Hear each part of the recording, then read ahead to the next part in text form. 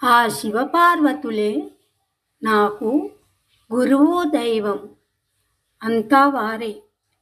సదా రక్షించి నన్ను కాపాడు ఆ శివకుటుంబమునకు శతకోటి నమస్కారములు.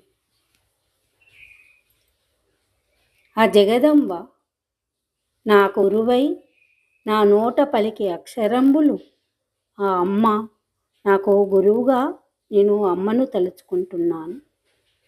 ఆ కనకదుర్గ సదా రక్షించి కాపాడాలి.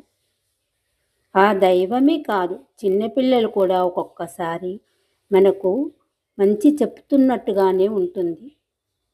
వారు కూడా గురువులే. పెద్దవారు, చదువు చెప్పిన వారు, చిన్నపిల్లలు మనకు ఎవరు మంచి చెప్పినా వారు